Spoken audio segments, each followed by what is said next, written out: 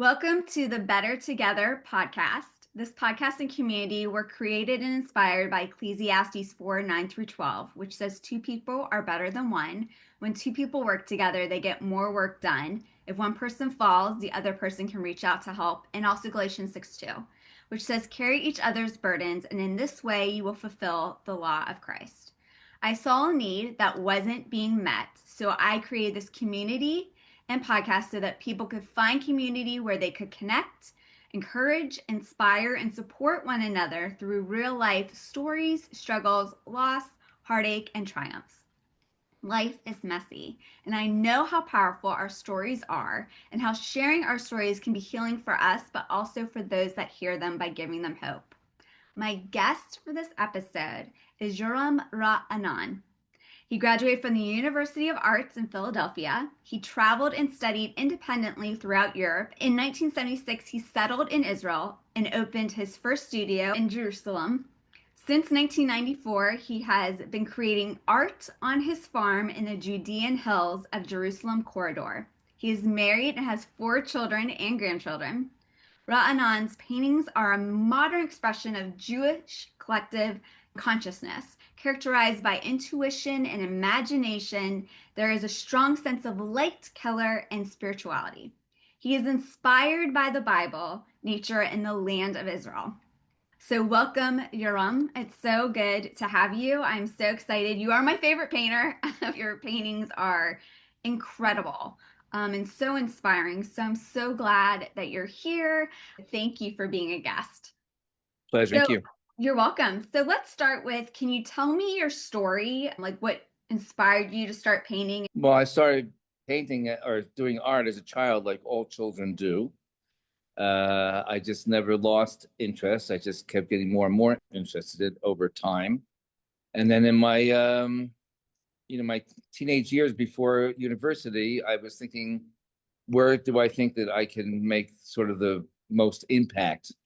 And I didn't feel that intellectually I was equal to a lot of the brains. And so I felt that I could go more on my intuition and my innate sense of creativity and desire to discover. So I went to art school and pursued that for 4 years and have never stopped since. Yeah, I love that. So can you share about the story of how you lost all of your art in the fire? So this November, uh, post Thanksgiving, it'll be 10 years since my studio burnt down. I lost everything that I had here that I created in 40 years in Israel. And I was very aware from the very beginning when the fire was coming into our village that it wasn't a normal fire because it was very windy and the fire was jumping from house and skip a house to a tree and skip a tree, and it was going all over the place. It was very unpredictable, and I saw that it was just something above nature in a certain way, something very divine about it. And when I saw the studio go up in flames, I was just realized that this was something from heaven decreed, so to speak, and I was happy to be a participant in that Mm. and not seeing it as loss, but rather as a process and a passage in life, and was willing to accept that with a full heart and full mind. And um, I think because so many people in Israel and around the world have had so much feeling for it and sympathy, empathy, and care that it sort of took away any pain that I could have possibly had because it was so supportive. Um, and I realized very quickly afterwards, after we left the village because it was all burning, I just realized this was a great story that God gave me, and that there was something that I could take from this and go forward with it. And indeed, I rebuilt a studio that's much nicer, more beautiful, greater light situation, and fantastic place to be creating art. Wow. And that's a great mindset to have. Not an easy mindset to have in the midst of loss, but that's amazing that that was your mindset. After the fire, your wife actually created something, a book from the prints that you did have. Can you talk about your book. The book was a production of paintings that were done on the weekly Parsha, the weekly segment of the Torah that we read every Shabbat. And my work was featured in the Jerusalem Post Weekend magazine every week on the Torah page. And I had a painting, and then she would sometimes write a commentary on that. And when everything burnt, we realized that we had to do something. I had been saving the paintings that I'd been doing over 3 years, and for a big exhibition, and they were all gone. So I felt I had to do something, and we had the photographs, at least digital files of these paintings, and she felt very compelled and driven and motivated and inspired to finally write the books that she'd been wanting to write for many years. And now she felt like she had to, because it was time to put something concrete back on the table, so to speak. I love that, basically combining your passion and her passion together. That's amazing. After the fire, how did you overcome that loss, and like when did you start painting again? Well, in general, I always have inspiration to create. It's just my nature. After the fire, I had no studio, and we had a lot of what do you say, bureaucratic things to deal with for a few months before I could even start building. So I think all the creative impulse was building up in me.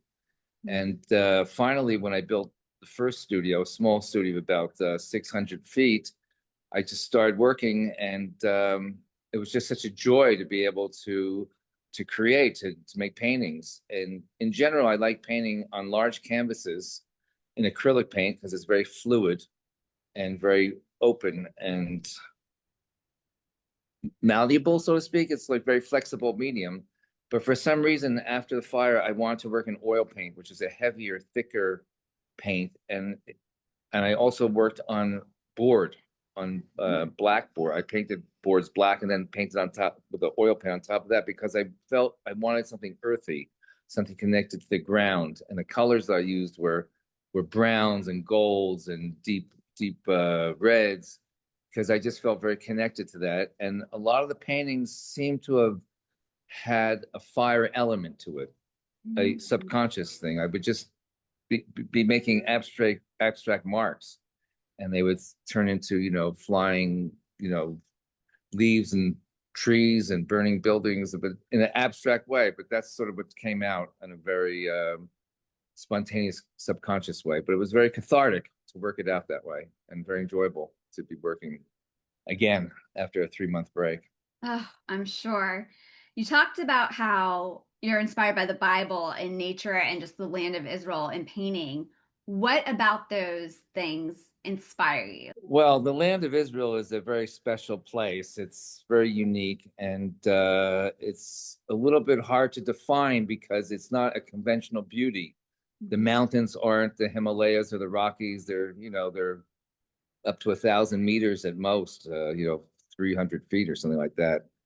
But there's a great poetry and lyrical quality about everything. But you feel a divine presence in Israel. And I think that almost anybody that comes here, whether they believe or not, they do sense that there's a very strong spiritual, unique quality about here. And the light is very special. The air is very special. It has its own unique qualities, and it's been blessed, by God. And we're the people that are supposed to be living here. And so there's a magic and an energy that I feel very inspired by all the time. And I love living here. It's almost 50 years since I moved to Israel, and it's home. As far as the Bible, this is what Jews are engaged with from their whole life. It's not just stories. It's also a lot of law, a lot of commandments. It's a lot of obligations, and it's very, we could say, complicated. And it only gets more and more interesting, more that one is involved with it, and the more engaged, it becomes deeper and more fulfilling. And I'm finding that as the years go by, it gets more and more interesting for me, and more of a inspiration, really. I love that. There's a lot that's been happening in Israel as of late, especially since October 7th. We see things on the news, but we're not there. So what is actually happening in Israel from your perspective of actually being in Israel? Well, right now we have this war going on with Iran and with Hezbollah in Lebanon. We have sirens throughout the day and night. People go to bomb shelters. There are some casualties. There is some damages. Not too bad, really, considering how many missiles have been, shot at us constantly. Mm-hmm.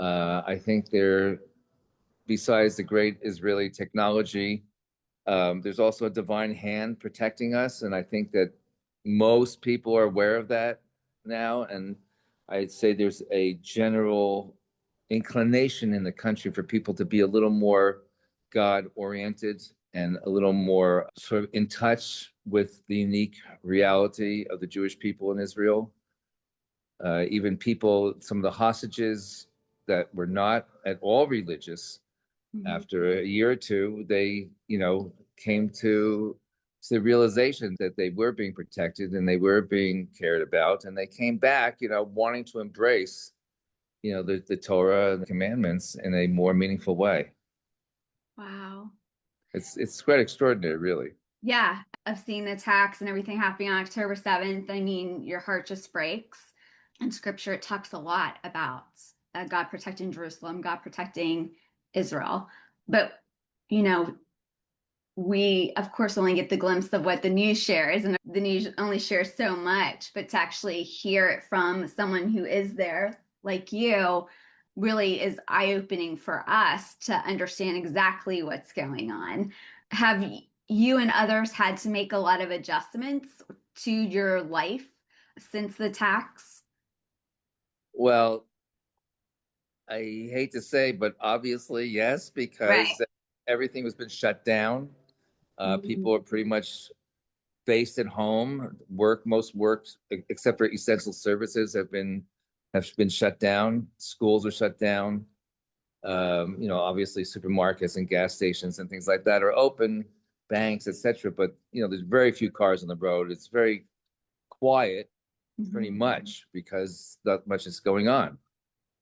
Things opened up a bit in the past few days, and I remember Friday going shopping. I go very early in the morning, but by the end of my shopping, I went to a pharmacy and I walked in. There were like five people ahead of me, and like that's not my style. I'm not going to wait online, so I left. But it was because it was the first day that people got out after a whole week, Mm. and it's hard for a lot of families because their kids are home, they're not in school, they're not at work. A lot of people live in apartments, and they can't go far from home because there could be a siren and have to run to the bomb shelter. So life has changed quite a bit for many people.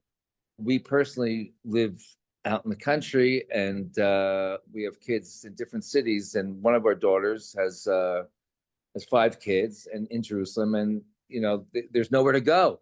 There's no Mhm. school, and so they come out here and they spent the week here, and things calm down over the weekend. But they're coming back again tomorrow because what are you going to do with little kids? Right. So they come to the grandparents, and we have a son in Tel Aviv who's 4, 5, 6 sirens at night running out of bed into the bomb shelter. He couldn't do it. He's after a couple of days he couldn't work properly. He was working from home, so he came here, and he worked off his computer from home.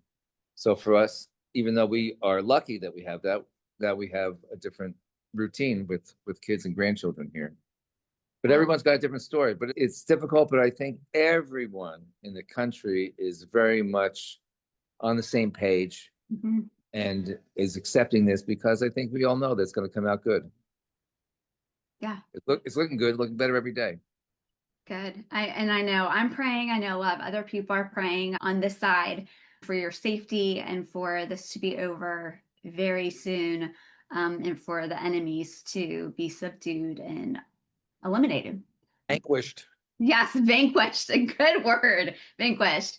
Let's kind of backtrack because there has been attacks against the Jewish people for thousands of years. Whether it was Haman, whether it was Hitler, now Hamas.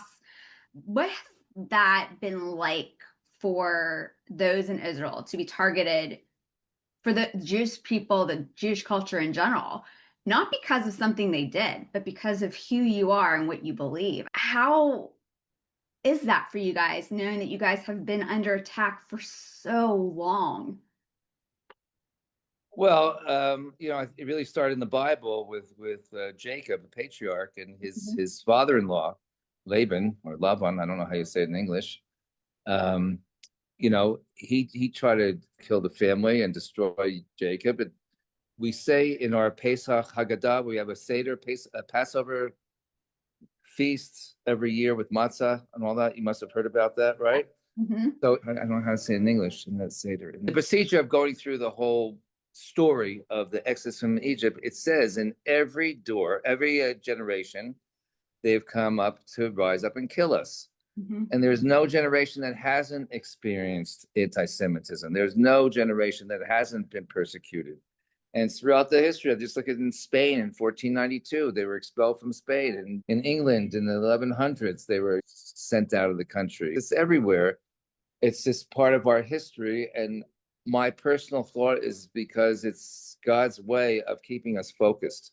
Mm. And when we are more together, we have less enemies. When we're proud of who we are, we have less enemies. But when we get too selfish or too individualized and not caring about anybody else, then we need things to be brought together. And this is our way of being pushed into a corner to hopefully unify and do what we're supposed to be doing in this world. Wow, that's such a great perspective. Again, my heart just goes out to everybody going through this. I wish it wasn't happening. I'm just hoping and praying that this comes to an end soon for you, all of you. What do you want people outside of Israel to know and be aware of in regards to what is happening in Israel that maybe we didn't cover and touch on? Like, if you had a message to the rest of the world, what would it be? Well, the first thing is to check more than one news service because it's very clear to us from being an inside. And I look at New York Times, I look at CNN, I look at BBC. These are very anti-Semitic platforms that have a lot of fake news and a lot of disinformation. And I'm not saying that Fox News knows everything, but at least it has a little more of a open perspective to what's going on here. It seems that the news that they say is a little more in line with the reality is over here. But as I say, there's so many different outlets, and I think that you should, not you, but everyone should be just more careful about what information they're taking in and to be checking their sources. Yeah, especially when there is so much fake news going on and it's so easy to watch something and think it's what's happening. So, yes, that's such good advice. I just want to add to that is in the beginning of the war against Hamas, October 7th, a month or two in, there was a hospital that was blown up or that exploded in the parking lot. And everyone around the world, every news service blamed Israel. Like, how could Israel bomb a hospital and da da da? And, for a week or two, the whole world was like down on Israel for doing that. And it came out that Hamas shot a rocket that fell inside their own territory. It happened to land in the parking lot of a hospital. A lot of people were killed and wounded. But by the time that truth was revealed, everyone had decided that Israel was guilty, that Israel was the devil incarnated. It's not true. We really are trying very hard not to harm people. It's the enemy who harms their own people, and then do that in order for us to look bad. So Yeah, that's another thing that I think that the world should know is that we're really on the side of good. We yeah, really are. peaceful people. What do you wish was being done to help the people of Israel in this time of need? Buy Israeli art. I mean, I um, mean, do you wish that there's more assistance? Do you wish that different countries were doing different things? What else do you wish the world was doing to come alongside Israel and the people of Israel to help them? well, I think the one thing that would help people would to be more educated Yeah. and have greater knowledge and the background and the history of what's going on. Because there's a lot of things that are being said that are very damaging in public relations. I think that Israel needs more support from people that know what they're talking about. And when other people come and say things that aren't true, that they can answer back to them rather than taking on the other person's negativity. I think Mm, there's just so much negativity. It's terrible, really. I agree. Why is it important for the US and other countries around the world to do everything we can to protect Israel and the people of Israel? Well, if you sort of look at the facts and do a little research, you will see the contributions that Israel and the Jewish people have made to the world. And let's see, we're, I think, 0.02% of the world's population, but yet we have between 22 and 25% of Nobel Prizes, which Mm, says a lot. If you look at a lot of modern inventions from probably, Zoom and chat and all the Intel and chips and AI, a lot of these things are discovered and created in Israel. You wouldn't have a phone technology. It's just there's so much that we can contribute. So the more support and understanding we have, the more we can give back, because that's really what we want to do. We just want to bring God's light into the world with goodness. That's really what we're about. And just have to be supportive in that way. and you're definitely doing that through your artwork. What are some things that you want to share that you love about Israel, about your faith, about the Jewish culture?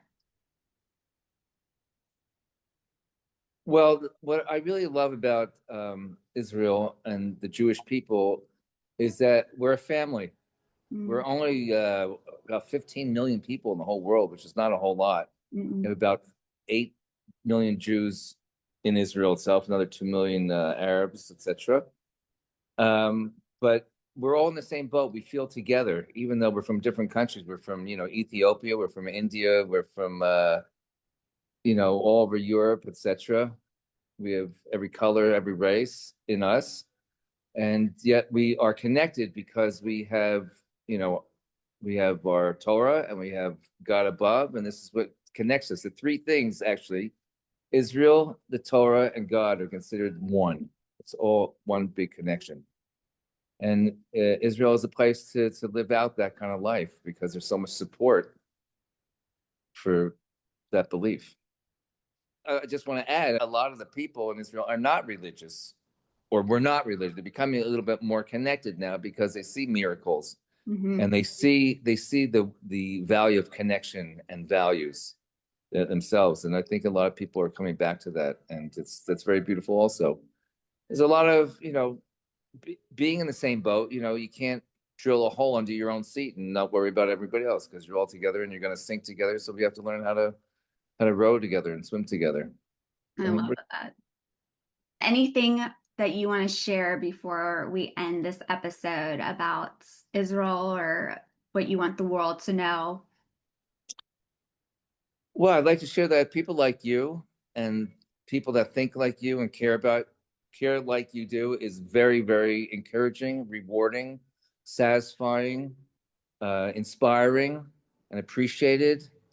And I think, the more positivity that you bring to the table and the world can bring together, then we have a lot of hope for great, great things to be. So thank you. Thank you. I really appreciate that. And thank you so much, Yoram, for taking the time to have this very impactful conversation with me. I know that will help to spread awareness and just open people's eyes to what's happening in Israel. I would like to encourage my listeners and viewers to find community that you can walk through the highs and lows of life with, because we are meant to be in community and we are better together. Until next time.